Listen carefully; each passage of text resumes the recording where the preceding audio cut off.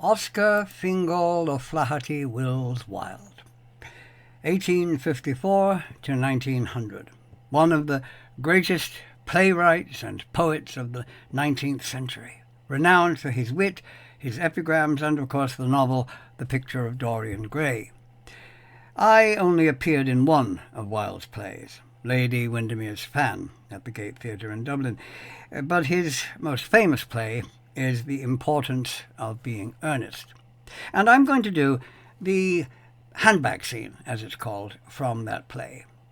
Ernest Worthing has gone down on one knee to ask Gwendolen, the daughter of the formidable Lady Bracknell, to marry him. She has accepted, and at that moment Lady Bracknell enters the room and is singularly unimpressed with what she sees. And the scene goes like this. "Mr. Worthing, rise, sir, from this semi-recumbent posture. It is most indecorous. Mamma, I must beg you to retire. This is no place for you. Besides, Mr. Worthing has not quite finished yet." "Finished what, may I ask?" "I am engaged to Mr. Worthing, mamma." "Pardon me, you are not engaged to anyone. When you do become engaged to someone, I, or your father, should his health permit him, will inform you of the fact. An engagement should come on a young girl as a surprise, pleasant or otherwise as the case may be. It is hardly a matter she could be allowed to arrange for herself. And now I have a few questions to put to you, Mr. Worthing. While I am making these inquiries, you, Gwendolen, will wait for me below in the carriage." "Mamma, in the carriage, Gwendolen." "You can take a seat, Mr. Worthing." "Thank you, Lady Bracknell. I prefer standing." "I feel bound to tell you that you are not down on my list of eligible young men, although I have the same list as the dear Duchess of Bolton has. We work together, in fact. However, I am quite ready to enter your name, should your answers be what a really affectionate mother requires. Do you smoke?" "Well, yes, I must admit I smoke." "Oh, I am glad to hear it. A man should always have an occupation of some kind. There are far too many idle men in London as it is. How old are you?" 29. "Ah, a very good age to be married at. I have always been of the opinion that a man who desires to get married should know either everything or nothing. Which do you know?" I know nothing, Lady Bracknell." "Ah, I am pleased to hear it. I do not approve of anything that tampers with natural ignorance. Ignorance is like a delicate exotic fruit. Touch it, and the bloom is gone. The whole theory of modern education is radically unsound. Fortunately, in England, at any rate, education produces no effect whatsoever. If it did, it would prove a serious danger to the upper classes, and probably lead to acts of violence in Grosvenor Square. What is your income?" Between 7,000 and 8,000 a year." "In land or in investments?" "In investments, chiefly." "That is satisfactory. What between the duties expected of one during one's lifetime and the duties exacted from one after one's death, land has ceased to be either a profit or a pleasure. It gives one position and prevents one from keeping it up. That's all that can be said about land." "I have a country house with some land, of course, attached to it, about 1,500 acres, I believe, but I don't depend on that for my real income. In fact, as far as I can make out, the poachers are the only people who make anything out of it." "A country house? How many bedrooms? Oh, well, that point can be cleared up afterwards. You have a town house, I hope? A girl with a simple, unspoilt nature like Gwendolen could hardly be expected to reside in the country." "Well, I own a house in Belgrave Square, but it is let by the year to Lady Bloxham. Of course, I can get it back whenever I like at 6 months' notice." "Lady Bloxham? I don't know her." "Oh, she goes out very little. She is a lady considerably advanced in years." "Nowadays that is no guarantee of respectability of character. What number in Belgrave Square?" 149. The unfashionable side. I thought there was something. However, that could easily be altered."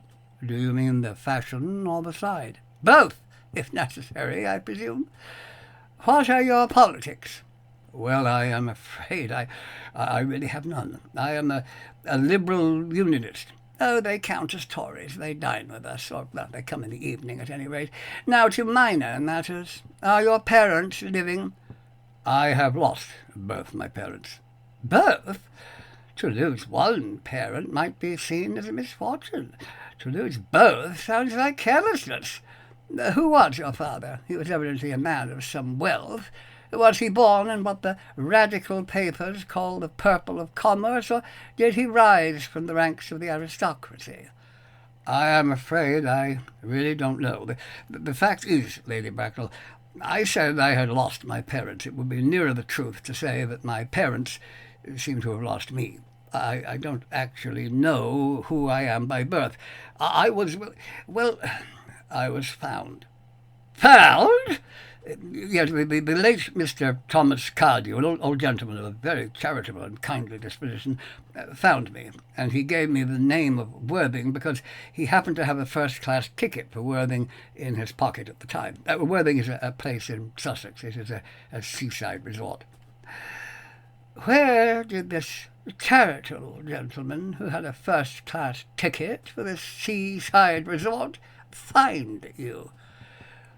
In a handbag. A handbag?